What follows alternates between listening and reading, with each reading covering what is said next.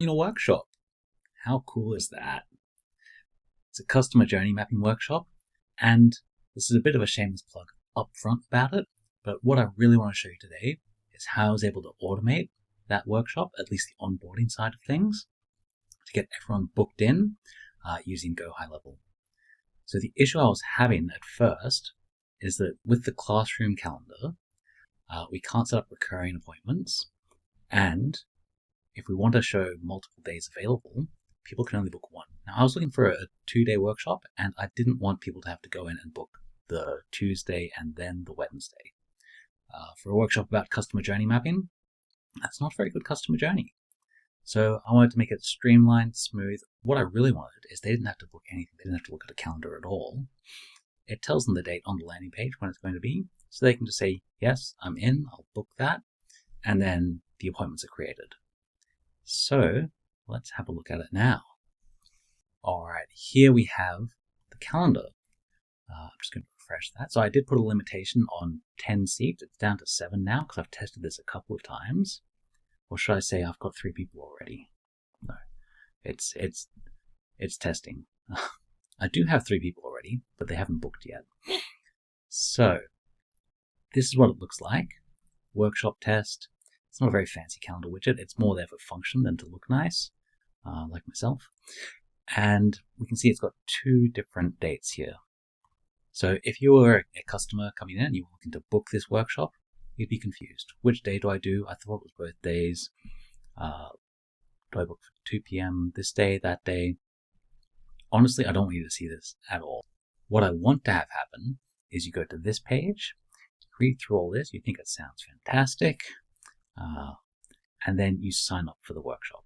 And as you do that, you click the sign up before it's too late button, because there's only 11 days left and only 7 places remaining, and it's not even live yet. You click this, you fill in the form, and then once that's done, you automatically get booked in for both days, and you receive an email with the details. So let's have a look at how we can set that up. So I'm using Pabbly here. You can see that up the top here. But first, I want to have a look at the workflow in HighLevel. So we've got a trigger from the form there, the workshop booking form. Now we've got a math operation here and some custom values. We'll look at those later. But the important thing here is the webhook. So this posts all the data from whoever's filled in the form out to Pabbly. And when we jump over to Pabbly, we can see this URL here. I've actually copied that from this Pabbly workflow. So you can see that's the exact same one. I'm sure you can't actually read that, but trust me, it's the same. So then as we go down here, we have a couple of things happening. We actually have 7 steps in this workflow, and I'll go through them all, but we'll start in the middle. I like to do that, start in the middle. We want to find the free slots on the calendar. So we're looking at the calendar ID workshop test. That's our one. We've got a start date and an end date there for the time zone that we're looking at. The time window, not the time zone. Time zone's down here, it's Sydney. But the window we're looking at, and we have to enter it in milliseconds. I don't know why we have to do that. Very confusing. It is what it is. And that is why I want to go back to these 2 here with a date-time formatter. So we've got the current date, it grabs that, and it switches it over to milliseconds for us. This is also a free task. This doesn't count as any usage. And then we have another date-time formatter to add subtract time, and we're just going to take the current date and add 3 weeks onto it, and then format that as milliseconds. So the reason for this is so that we can put in that time window. We've got the start date and end date. So we're looking at the calendar between this window. Yes, right word. Good job. And from there, we will go into Lead Connector, which is the HighLevel GoHighLevel app. So anything that you're using externally, Zapier, Pabbly, Lead Connector is how you connect to GoHighLevel. So we go into the calendar here, we create an appointment, something that's not natively in HighLevel. I'm not sure why. Maybe it's something coming in the future, but I can create a contact. But when it comes to an appointment, I can only update the status. So yes, we've created the appointment externally here through Pabbly. The contact ID is from the contact that filled in the form, and then we've got the start time, and this is the slot that's available, the first slot there.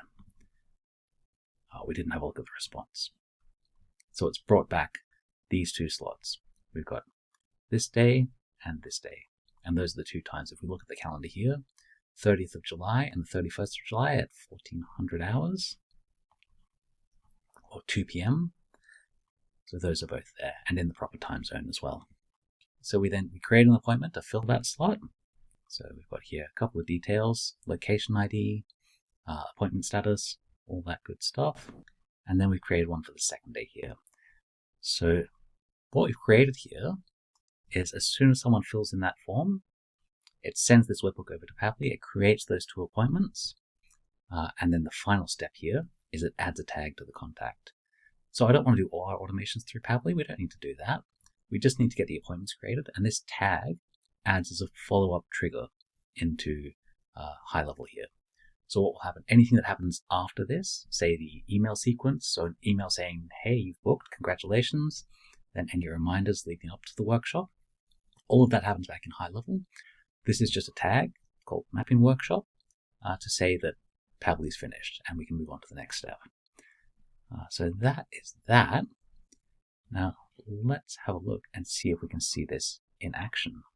Okay, so we're going to sign up before it's too late. We're going to stick with the theme from the first recording, which you didn't see because I've deleted it. And we're going to put a Simpsons character in. Phone number. This is where I had the problem last time. Okay, and it's Barney at Moe's Tavern, because that's where he's usually at, .com. And what's the main outcome he's hoping to achieve from this workshop? Beer. That's what he likes. Can't fault him for it. And he's going to consent to receive SMS notifications as we do. So we'll click sign up now. Alright, and the form's completed. So what we should see now, and I'll stall a bit to make sure it all fires, is that we have two appointments for Barney Gumble, along with a couple of people I think he knows pretty well. Enrollment history. Barney Gumble. There he is. He's gone through. Now we should see on Pabbly as well. So I'll refresh here, but we should see this jump down to, or jump up to 8 tasks consumed. Yep, done. So I'm very confident now that when I go over here, there he is. Barney's joined the workshop. So that's a new person in there. We got Barney and Marge and Homer, whose name is changed here because I accidentally overwrote a real contact. I shouldn't be playing in my live environment. I should be playing in a test environment. Yeah, they're all set. And if we go over to Barney's profile, we should see a tag there, I'm hoping, that says, ooh, all sorts of stuff. Mapping Workshop. I've done it again with my fake phone numbers. I've overwritten myself, and that's fine. Deduplication can be good and it can be bad. I'm going to turn it off in my test environment. But yes, this is all set. Now there's one more thing that I wanted to show you all, which is 7 places remaining. That's not true anymore because Barney's booked in, so I guess I'll have to go in and fix this form. All right, update that. Let's just refresh it. Oh, only 6 places remaining. How did we manage that? So I glossed over a bit earlier on the workflow. I've created a custom value for places remaining in the workshop so that when someone enters the form, it does a math operation because we all love maths, and it subtracts the value of 1 from the places remaining. So it takes the custom field. These are actually different. This custom field, custom value here, and this is a custom field on the contact record. So I could not get it to update the custom value with another custom value. So I've taken it from here, subtracted 1, added it to the contact record, then updated the custom value with the value of the contact record, and then updated the contact field to clear that. So it's a bit of fancy footwork there to finagle it around, but the end result, as you've seen, works quite well, where that's automatically updated.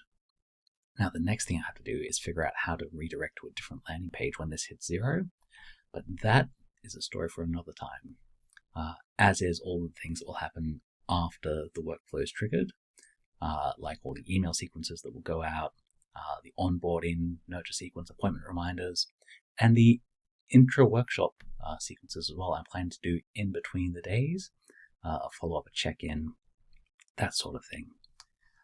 But yeah, that's a teaser of what's coming soon. So anyway, that is it. It was an epic journey today. You weren't there with me for the whole time because I deleted a lot of stuff. But hope you enjoyed it. Hope you learned something. Hope you got some value out of it. Thanks a lot. Really appreciate you. Like, comment, subscribe, all that good stuff. And if you're interested, hopefully by the time I publish this, I'll have a link for my workshop down below and you can join in. All right. Thanks a lot. Appreciate you. Bye.